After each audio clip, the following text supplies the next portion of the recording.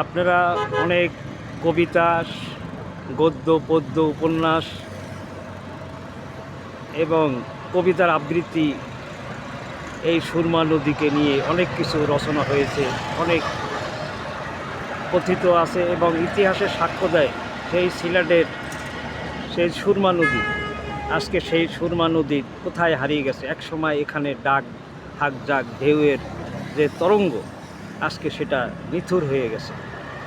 এখানে এমন একটি সিলাট যে পবিত্র ভূমি, যারা ইয়ামেন থেকে এসেছিলেন, সেই শাহজালাল, শাহপরান, শাহ মখদুম, যারা সেই একমাত্র আল্লাহর রসুলের শিরকমুক্ত সমাজ কাঠামো গড়ার জন্য এসেছিলেন এবং গরু গোবিন্দকে শাহজালালের এক খড়মে, মানে এক কথায় জুতায় সে নিহত হয়। সেই গরু গোবিন্দ রাজা, সেই সিলেটের ইতিহাস আজকে সেখানে একদিকে চলছে কবর পূজা, একদিকে চলছে সেই আল্লাহর অলিরা শুইত আছে। আজও পর্যন্ত সেই শিরক মুক্ত হয়নি।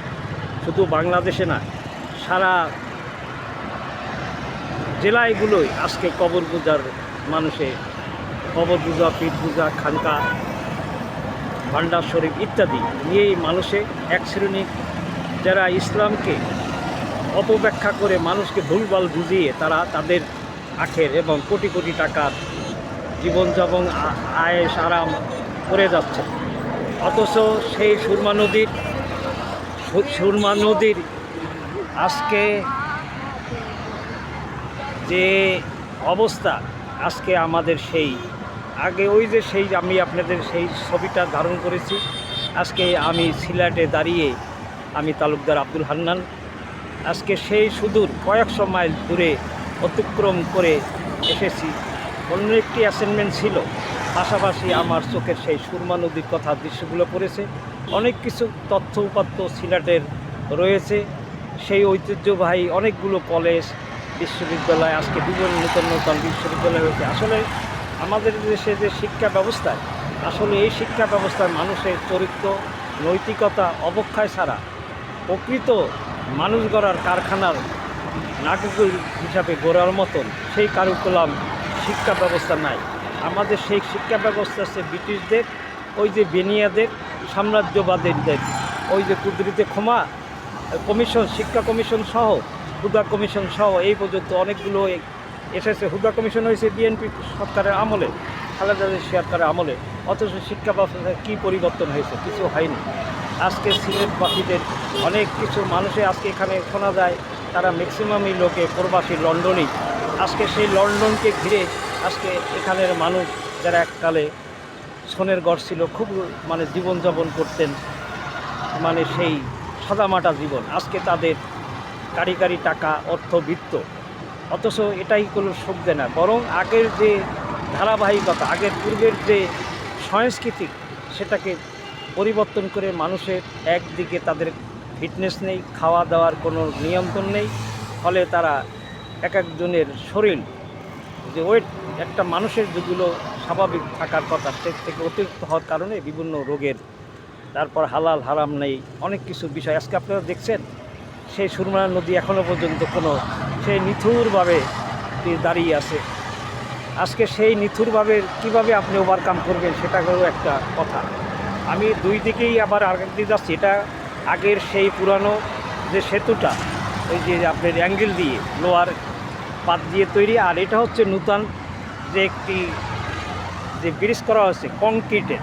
এই যে সেই কংক্রিটের, এখান থেকে বিভিন্ন গাড়ি, বিভিন্ন ধরনের মানুষের যেগুলো কথা, অনেক কিছু বিষয় আছে এগুলো আজও পর্যন্ত সেই সকল মানুষের যেগুলো কথা, তাদের সেগুলো না থাকার কারণে আজকে মানুষের এখানে আমি রোডটা ক্রস করতেছি। এই যে সেই আমি যেদিকে নিয়ে যাচ্ছি সেটা হচ্ছে এই নদী।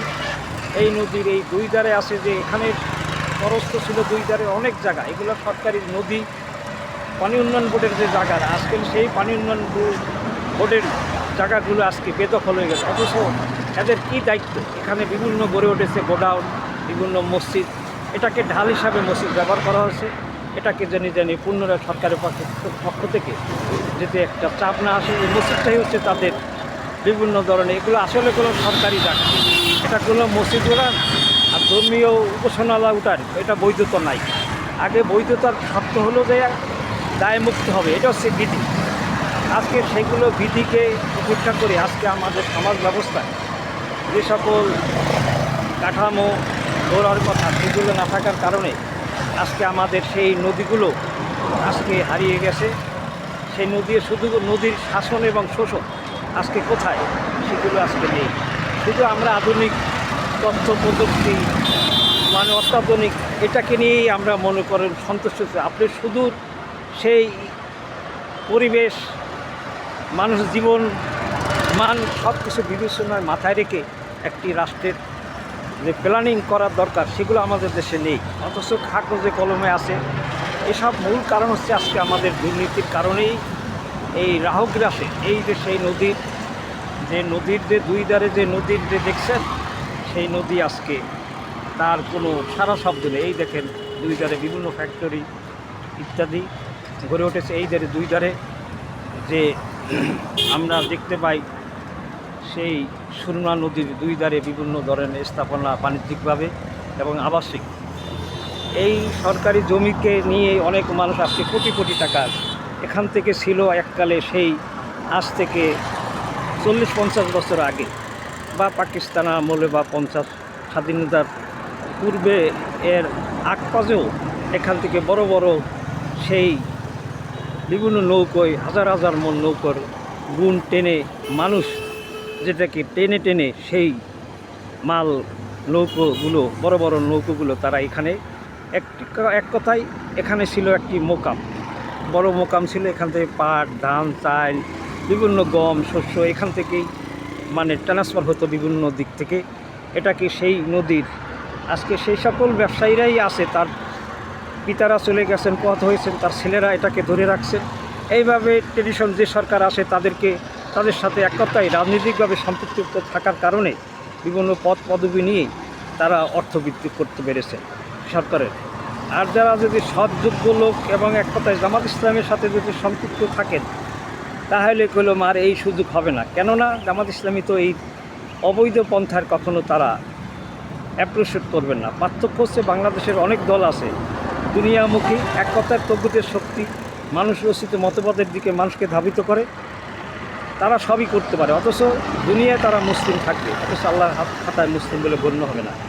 আর জামাত ইসলামী পার্থক্য হচ্ছে রাজনীতিক, আল্লাহর শাসন ব্যবস্থা, এই সমাজ ব্যবস্থায় ন্যায়, ইনসাফ, মানবিক কল্যাণ রাষ্ট্র, এই হচ্ছে তাদের কর্মসূচি বা তাদের লক্ষ্য উদ্দেশ্য। এটাই যার কারণেই অনেকজনের সাথে এটার দ্বিমত পোষণ করেন, কেননা তাদের সাথে লুটতারাজ, চাঁদাবাজি ইত্যাদি। জামাত ইসলামের তো ওই সেই সংগঠন না। এখানে অনেক বিষয় আছে। জামাত ইসলামী একটি যে সকল দল আপনার ব্যক্তি বড় বড় পদায়ন পান নিজস্বভাবে না, তার যোগ্যতার বিবেচনার সাংগঠনিক যোগ্যতায় তাদেরকে সেইভাবে পদ প্রদান দেওয়া হয়। আমি আর কথা বাড়াবো না, ভালো থাকেন, আল্লাহ হাফেজ। আমি আবার আপনারা বলবেন জামাত ইসলামের সবক বলি, কেননা এটা হলো সত্য কথা, আর তাই বলে আমাকে আপনারা সেইভাবে মানে ট্রিট করবেন না আশা করি, বরং আমি যেটা বলছি সত্য কথা বলছি। এই সত্য কথা বলার জন্য একটি দলের সাথে মানুষ তখনই আপনারা ট্যাগ লাগিয়ে দেন। হ্যাঁ, আমি ইসলামকে ভালোবাসি, আল্লাহর মনোনীত বিধানকে বাস্তবায়ন করার জন্য এটাই আমার লক্ষ্য উদ্দেশ্য, এটাই হচ্ছে। আর এই পথ যে না করবেন সে যত বুজুর্গ হন, ইসলামী আন্দোলন যদি না করেন আপনি মুসলমান বলে গণ্য হবেন না। আমি এক কথায় শেষ করছি, আল্লাহ হাফেজ। এই কোরআনে বহুত ঘুরি ঘুরি তার নজির আছে। আমি আর কথা বাড়াবো না, ভালো থাকেন, আল্লাহ হাফেজ।